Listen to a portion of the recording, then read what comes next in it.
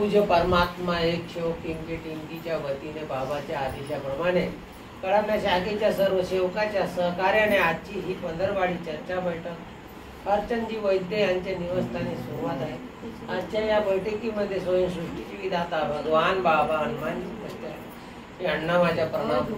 तसेच आपले गोर गरिबाचे मानव धर्माचे महान त्यागी बाबा जिंदगी उपस्थित आहे। अण्णा माझ्या प्रणाम। तशी सर्वांची वाराणसी आई सुद्धा इथं उपस्थित आहे सुद्धा माझ्या प्रणाम। आजच्या बैठकीच्या अध्यक्षपदाला सुद्धा माझ्या नमस्कार। आमचे कार्यकर्ता बंधू ठाकरे भाऊ त्यांना सुद्धा माझ्या नमस्कार। वैद्यकीय कार्यकर्ता त्यांना सुद्धा माझ्या नमस्कार। आणि सर्व ज्येष्ठ सेवक सेविका मुलबाड उपस्थित आहे सर्वांना माझ्या भगवंताच्या कृपेने बाबाचे आशीर्वाद आहे। आज बरेचसे सेवकांनी मार्गदर्शन विनंती प्रार्थना जे भी काही केलं तर पहा जे विनंती असते विनंती सर्वच म्हणते असं कोणीच नाही असं म्हणणारा पण त्या विनंतीचे नियम काय हे स्वतः आपण समजायला पाहिजे।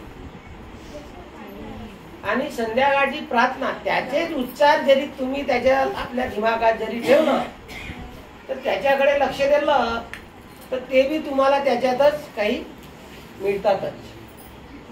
तर आनंद वर्तून एक तसं का काही सेवकांना कुणाला मार्गदर्शन करण्याची संधी नसेल मिळाली कोणाला बोलण्याचा चान्स वगैरे नसेल मिळाला त्यांना मी भगवंताच्या कृपेने सर्वांना मी माफी सुद्धा मागतो।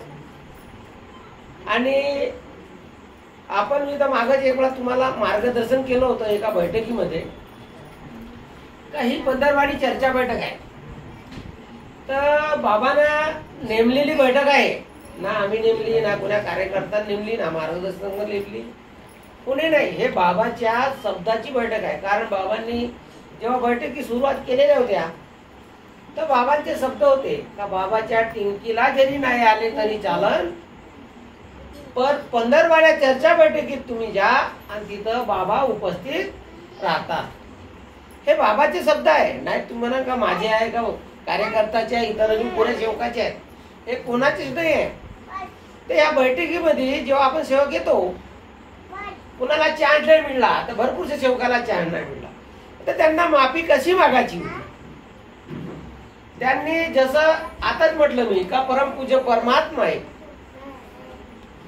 म्हटलं ना त्या प्रकारची आपल्याला परमेश्वराला त्या बैठकीमध्ये बसूनच तेवढ्याच वेळामध्ये आपल्याला परमेश्वराला माफी मागा तर भगवंत आपल्याला माफ करतो। कारण हे बाबाच्या शब्दाची बैठक आहे तर परमेश्वर आपल्याला जरूर माफ करतो।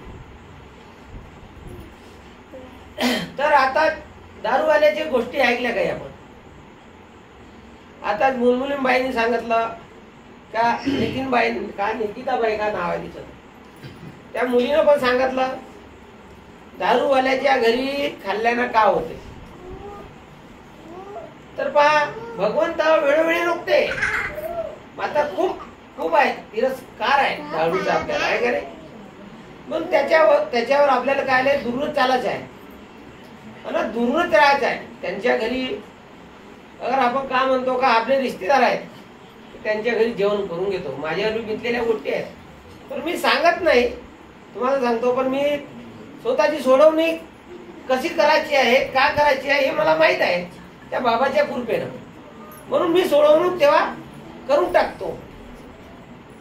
कारण असं सांगायला बसलं तुम्हाला काय वाटेल का बाबा हे ज्येष्ठ सेवक आहेत या कळमना शाखेतले ना हे मोठे सेवक आहेत पण हे असेच करतात तसं नाही। मी तेव्हापासून तिथं जाणं पण सोडून दिलं मुक्काम करणं पण सोडून दिलं त्या गावाला नाही आणि त्या गावाला गेलो तर त्याची पिणेवाल्याची पंगत इकडे बसेल मी त्याकडे बसो सांगा तर त्याच्याच घरचं जेवण करत होतो ते स्वतः पिणारे होते आणि त्यातच माझी तब्येत खराब होत होती हे मलाही माहित आहे का दारूवाल्याचे जवळचा असेल कदाचित दूरचा असेल।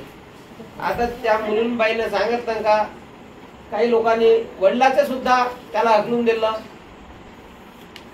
तर पहा हे अशी एक भगवंताची कृपा आहे।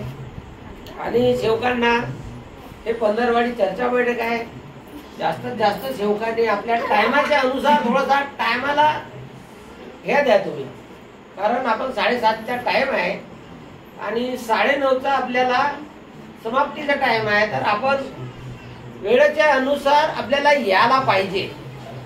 हे सेवकांनी सेविकांनी काळजी घ्या, एवढं मी विनंती करतो. आणि महान त्यागी बाबा जिंदजीने ते दिलेले आहे आपल्याला. वेडोनेवाडी सांगतातच का 4 तत्व कसे दिले आहे. अरे सोना जरी घ्यायला जाल तर सोन्यापेक्षा पिवळे आहेत, समजले का? हिऱ्यापेक्षा अनमोल मायगाचे आहेत, एवढे मोठे आहेत बरं ते. तर त्याला आपण समजू शकत नाही हे 4 तत्व काय, 3 शब्द काय आणि 5 नियम काय. याचा उच्चार बनत पावले मला वाटते का कळण्या शेवकाले कितीतरी पटानं त्याच्यातला काही, मला असंही वाटते आतापर्यंत वाटते का त्याला काही कळतच नसतं. त्याचा अभ्यास तुम्हाला स्वतःला करणं आहे. आता कसा करायचा आहे ते तुम्ही आपल्या मनामध्ये त्याचा विचार करा.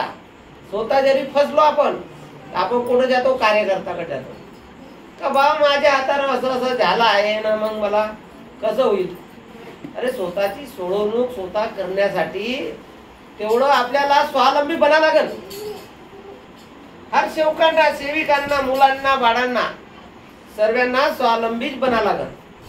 वरतून एक गोष्ट शिक्षणवाल्या पोराचं मग आधी कोणतरी म्हटलं, राणीबाईनं म्हटलं, राणीबाईने छान मार्गदर्शन केलं. तिने सांगितलं का आपले कर्म बनवायचे आहेत, पण आपला विश्वास बी त्या परमेश्वरावर पाहिजे.